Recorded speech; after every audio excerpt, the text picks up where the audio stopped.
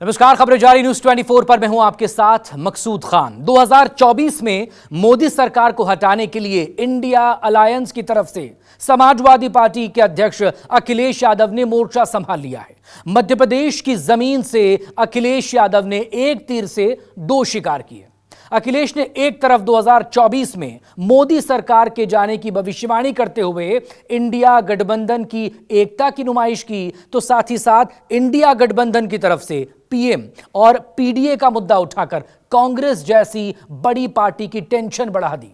ऐसे में seat sharing के पसोपेश में फंसी इंडिया अलायंस के लिए अखिलेश के भाषण लगातार तनाव बढ़ाने वाले साबित हो रहे हैं।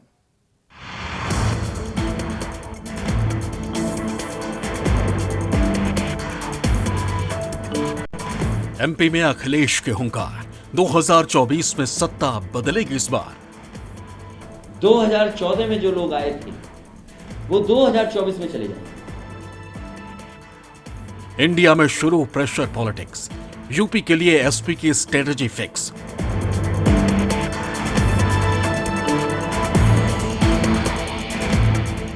पीएम और पीडीए मुद्दे का बढ़ा जोर, चुनावों में जनता जाएगी किसोर। पिछड़े मुस्लिम भाई, अल्पसंख्यक, उनकी भी भागीदारी हो। हिंदी पट्टी के 3 राज्यों में विधानसभा चुनाव और अगले साल यूपी को फोकस करता हुआ लोकसभा चुनाव, और इन 4 चुनावों की कसौटी पर खुद को परखने के लिए अखिलेश यादव ने पुरजोर तैयारी शुरू कर दी। इंडिया गठबंधन में शामिल समाजवादी पार्टी 2024 चुनाव से पहले खुद को बड़ी नेशनल पार्टी के तौर पर तैयार करना चाहती है, जिससे उत्तर प्रदेश के गलियारों में अखिलेश की दावेदारी मजबूत हो, और अगर दिल्ली का मौका लगा तो अखिलेश का नाम सबकी जुबान पर हो।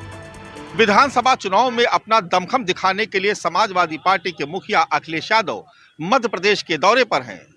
पहले रीवा और फिर खजुराहो में मीटिंग और रैलियां कर उन्होंने बीजेपी पर जोरदार हमला किया, लेकिन साथ ही पीएम और पीडीए का मुद्दा उठाकर उन्होंने अपने साथी कांग्रेस के लिए एक नई चुनौती खड़ी कर दी है। अभी हमारे कई साथी कह रहे प्रधानमंत्री बन जाओ, प्रधानमंत्री रेस में समाजवादी खड़े हो जाओ। हम तो इतना जानते हैं कि जिसको भी प्रधानमंत्री बनना है वो उत्तर प्रदेश में आ जाओ, और अगर गुजरात से ही कोई प्रधानमंत्री बनता होता तो फिर उत्तर प्रदेश में क्यों आए प्रधानमंत्री? क्योंकि वो जानते हैं कि उत्तर प्रदेश के बिना, उत्तर प्रदेश को जीते बिना दिल्ली की सरकार नहीं बनेगी।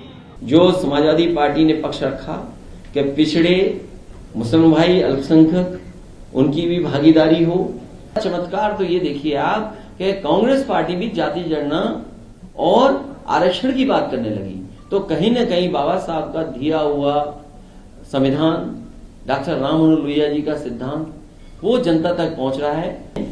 जो पीडीए की बात कह रहे हैं उससे सहमत हैं, यहाँ परिवर्तन होना निश्चित है, और समाजवादी पार्टी इन सिद्धांतों को लेकर के जनता के बीच में जाएगी। मध्य प्रदेश की जमीन से अखिलेश यादव ने बीजेपी पर कई बड़े हमले किए। अखिलेश यादव ने मध्य प्रदेश में बीजेपी की हार की भविष्यवाणी कर दी। साथ ही समाजवादी प्रमुख ने बीजेपी सरकार पर निशाना साधते हुए कहा कि मध्य प्रदेश में महिलाएं सुरक्षित नहीं हैं, और इस बार एमपी में परिवर्तन होना तय माना जा रहा है। अखिलेश के मुताबिक उत्तर प्रदेश के सीएम योगी सरकार के जो 100 विधायक प्रचार करने के लिए मध्य प्रदेश आए हैं, वो भी हार का स्वाद चखेंगे। इस इंडिया अलायंस में बहुत सी चॉइस है। आपको उम्र के हिसाब से चॉइस चाहिए तो उम्र के हिसाब से चॉइस है आपके पास, कम उम्र का चाहिए तो वो भी आपके पास है, ज्यादा उम्र का चाहिए वो भी है आपके पास, मुख्यमंत्री चाहिए वो भी है, पूर्व मुख्यमंत्री है वो भी है। फिर अगर आपको जाति के हिसाब से चाहिए हो, पिछड़ा चाहिए हो, अगड़ा चाहिए हो, दलित चाहिए हो, मुस्लिम चाहिए हो, वो भी हमारे पास है।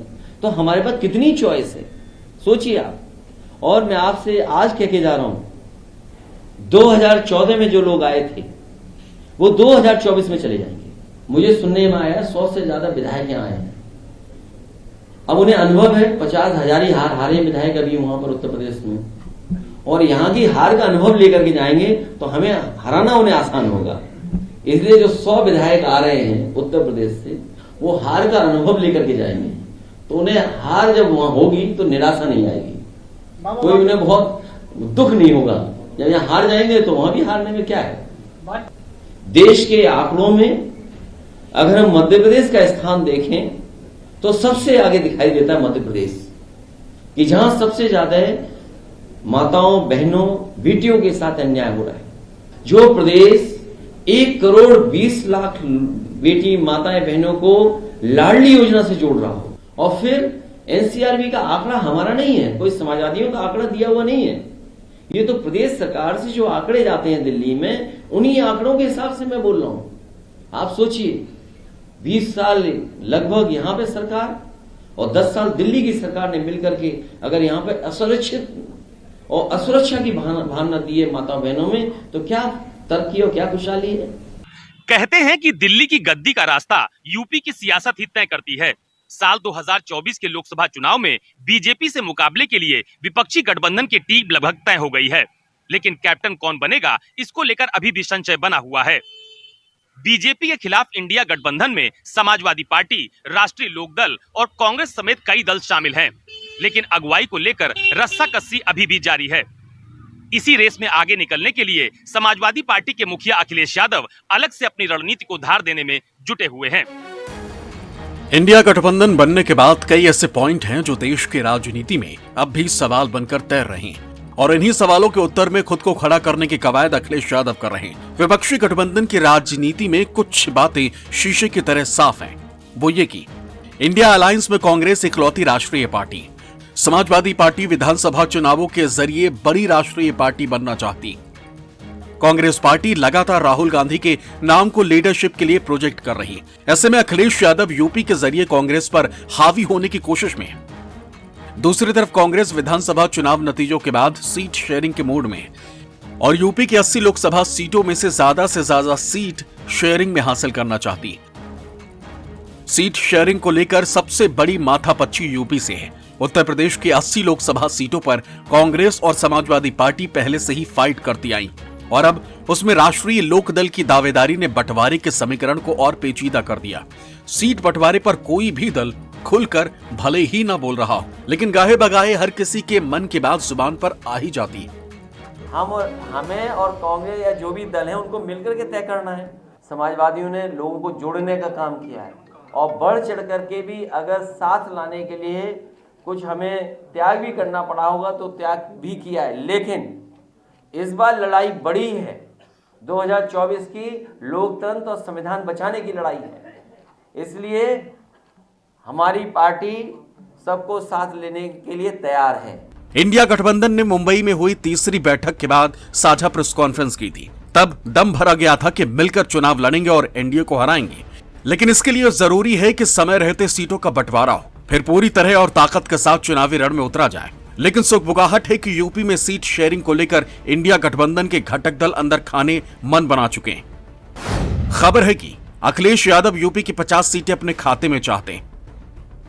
कांग्रेस 25 से 30 सीटों की आस लगाए हुए। उधर इंडिया गठबंधन का हिस्सा आरएलडी 10 से 15 सीट चाहती।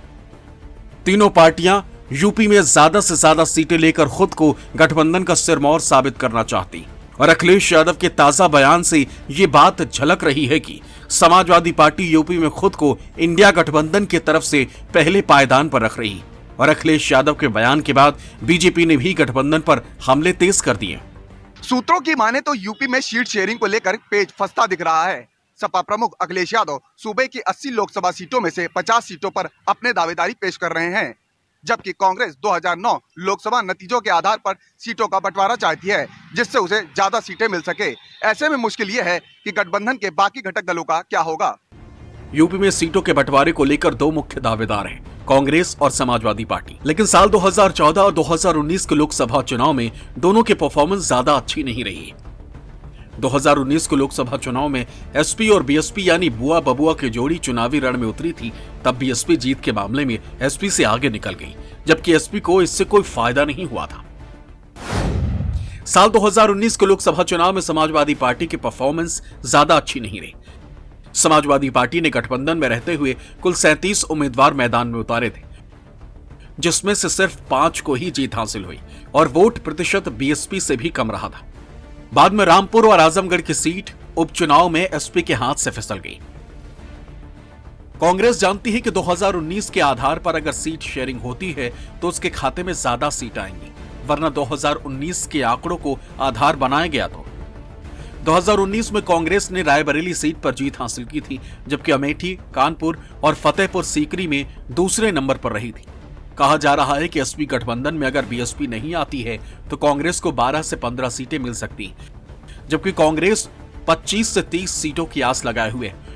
कांग्रेस और एसपी से अलग आरएलडी का 8 सीटों पर दावा है, लेकिन 5 से 6 सीट जयंत चौधरी को भी अखिलेश दे सकते हैं। इसी तरह अपना दल कमेरावादी लोकसभा की 1 सीट पर अपना उम्मीदवार उतार सकती है।